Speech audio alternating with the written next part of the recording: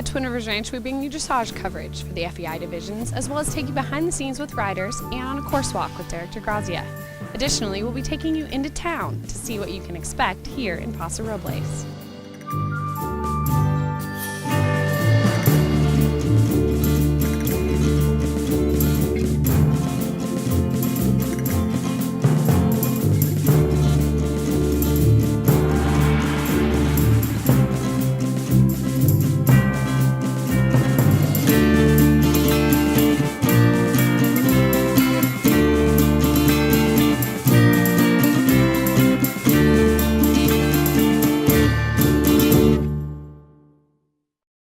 Okay, we're here with Mia Farley now, and she just finished up her test in the novice division. Mia, talk to us about your ride. It was really good, and we had really good transitions, and she had a nice stride, and she had a nice bend. Well, that's terrific. And tell us a little bit about your horse. Ruby's a Welsh thoroughbred, and she's very cute. And she can have a pony stride and a horse stride, and mostly she likes horse strides. And she's for sale too, right? Yes, she's the best pony that's for sale. And then you also had a ride today on your catch ride, who's a training ride, and she doesn't belong to you, but you've been riding that one earlier, and it's the one we talked to you with yesterday, Stony, right? So tell us about how that test went. That test went really good. Our trot lengthens were really good, and he had a nice bend too. And have you walked your courses for tomorrow? I walked the training one. Perfect. Well, good luck and thank you so much. Thank you. McKenna Shea and Landioso finishing up their dressage in the 3-star. McKenna, talk to us about your ride. I'm happy with it. We got the job done, I guess, but I could have had him a lot more forward and lighter in my hand. I kind of let him get slow and heavy. I kind of stopped riding. I need to work on that, I guess, but he was good. He did all the movements, did everything I asked him to do, so.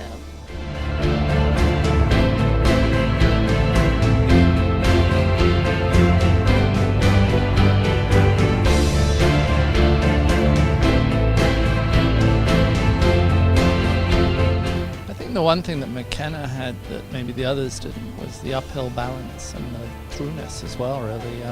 There was a definite connection in my mind from watching from the front, and it's a whole different perspective from the front and from the side. But from my mind, the transitions within the paces needs to be clearer to be that competitive at this level. I would say anything that just asked for collection, I would think she got pretty good scores from both of us. If she can then make the frame a little bit more elastic, and the connection is definitely there, so if the frame's a little more elastic, she can be clearer with those transitions within the paces. She's going to be right up there with anybody on either coast, I would think. Yes, because the quality of Landioso, his gaits, he has wonderful natural gaits, but basics are basics, and the correctness in comparison, like with James' horse, it may not be perhaps the same type of horse, but James's horse is correct as well.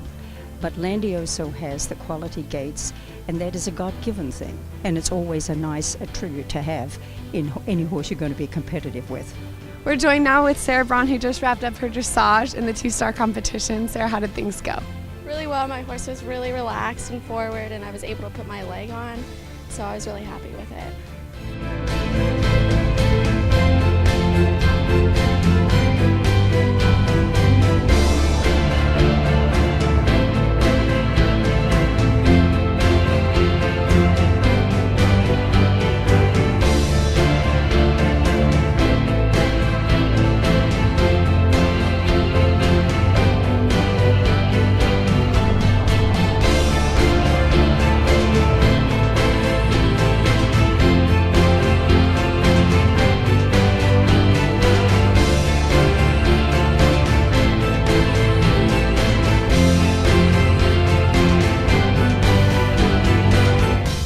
Max McManamy just finishing up her test in the 2-star division. Max, what did you think of your test today?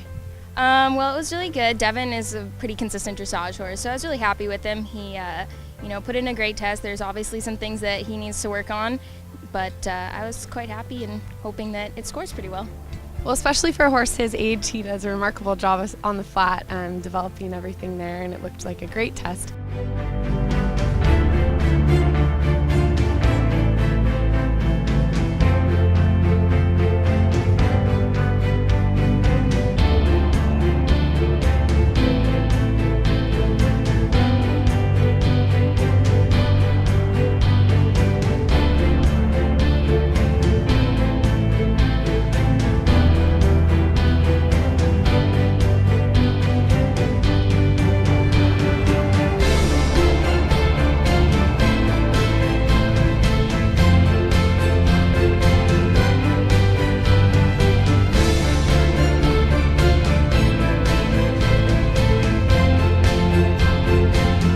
Going into tomorrow's cross country, have you had a chance to walk? Yeah, I walked the course yesterday. Derek did a group course walk, and so we got to walk around it, and it looks pretty similar to the 2-star that they did here last year, but there's some new questions, and I think it'll be really good for him. He went well last year, so hoping for the same. All right, well, good luck, and thanks for stopping to talk to us. Thank you very much. Here in the Paso Robles town square, riders enjoy a variety of delicious dining options. A big favorite amongst everyone seems to be Thai basil, and riders also enjoy grabbing a bunch of snacks and candy from Powell's Candy Shop.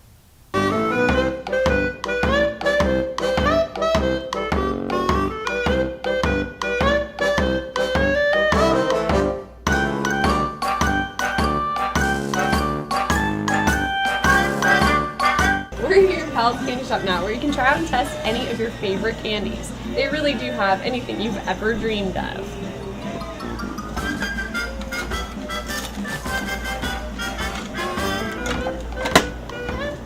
Try on these exciting hats while you're here. Can't even take a look, or if you're so brave, try the world's biggest jawbreaker.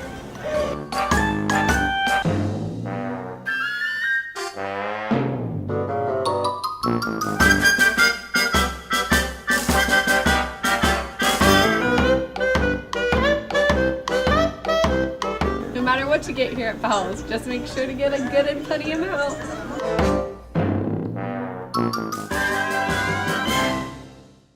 Well, that was fun, but now we have to get back to the show. This course has typically been an advanced level competition this time of year here at Twin Rivers Ranch. And in the last few years, they've actually upped the ante a bit and given riders a chance to do the CIC 3-star division here. So I thought I'd take you around the course, having ridden the advance here in the past, to show riders kind of what's changed and what they can expect.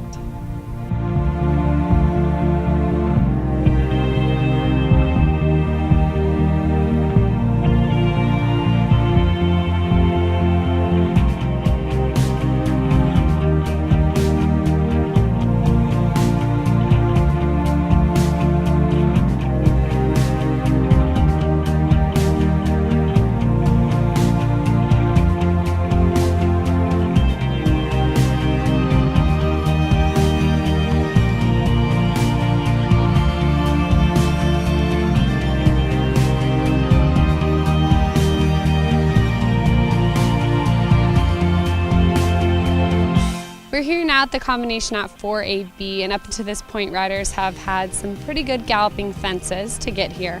At 3, typically you can see that more than would be anticipated have had some trouble in the past due to the ditch. It tends to surprise horses a bit, and they get a little bit sidetracked with the warm-up being over there as well.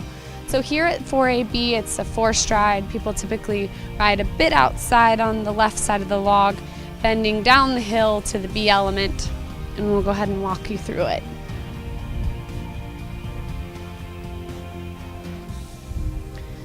Here, riders tend to be successful who keep coming and are able to maintain their stride and consistency once they come around the turn and steady their horses back to get the nice 4 strides, A and B, and this combination typically rides very, very well.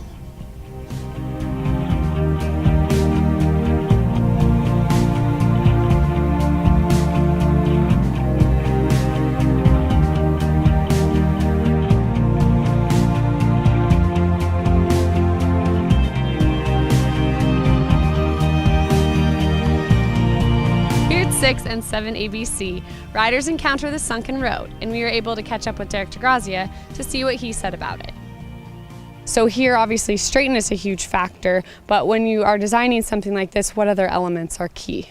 Well, I mean, these exercises, I mean, really are gymnastic exercises, and we practice them all the time. However, when you're going cross country, especially after you've had a bit of a long gallop, you really do have to get them back on that coffin canter on the approach to the jump coming in, the bounce into the sunken road, and then from there, usually once you get in, it usually goes okay. You know, unless you have a bobble in the middle, but typically the fences here aren't overly narrow, and the horses and riders have plenty of time to get organized on the approach.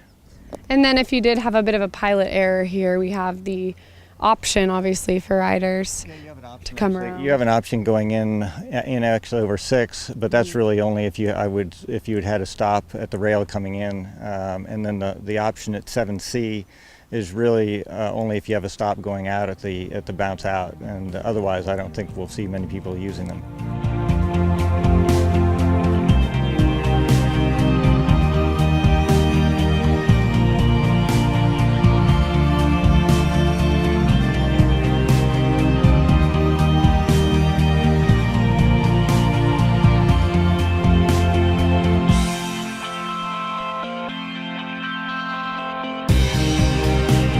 Here, riders drop in over the A element, come back up the hill to the second set of rails to hop over B, and then got back down through the water over the up bank, make a right-hand turn, and go over the angled houses. To get it done, we talk to Derek di Grazia once more. This actually, things come up rather quickly here, because once they're in over the rails, the drop coming in, the rails on the mound come up quite quickly, and then it's just a matter, after jumping the rails on the mound, being able to get yourself gathered up so that you have control going up the bank to make the bend, to which will then bring you to the offset houses on the way out, which you're set on one stride. And we've seen offset houses here before, which have created a little bit of trouble in the past for riders. So coming off the turn to them this time, kind of what would you hope to see a little bit differently in how they prepare for them? Well, I think the riders definitely are going to have to be organized jumping up the bank. They can't be going up the bank out of control. That's definitely going to not work out very well.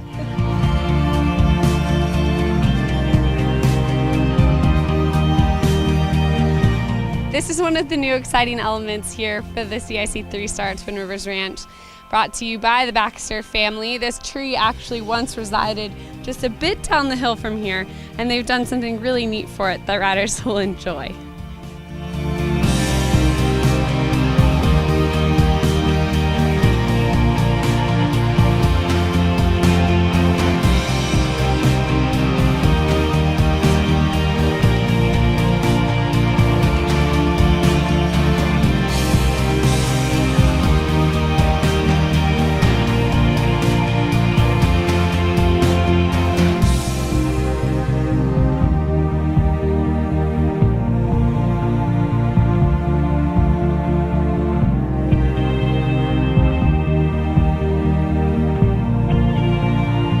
Derek was kind enough also to walk us through this combination here at 15A, B, and C in the 3-Star division, where riders will come in, need to get the 1, and then get the 2 stride out here at the coffin.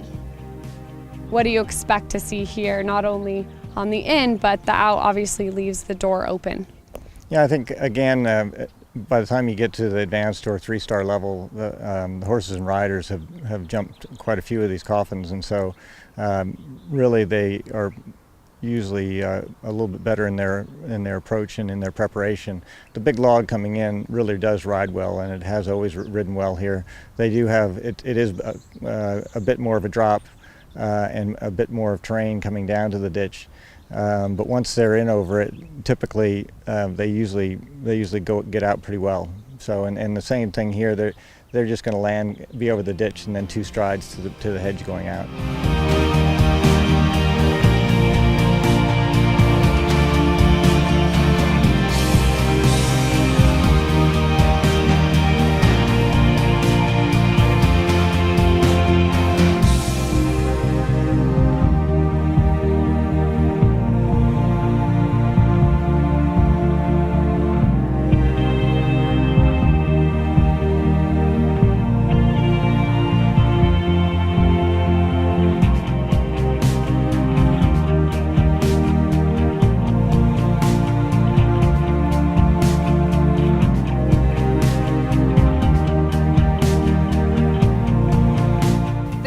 combination has been double corners out here in the backfield in the past, and they have proved very costly here at the end.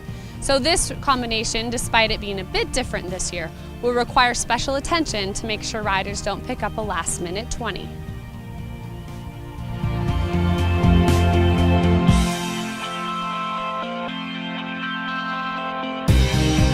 '21 is the last combination on course, and riders will need to make sure that they make a decision here as to whether to take the inside or outside line. Make that decision coming in so that they can get safely home riding to the last fence.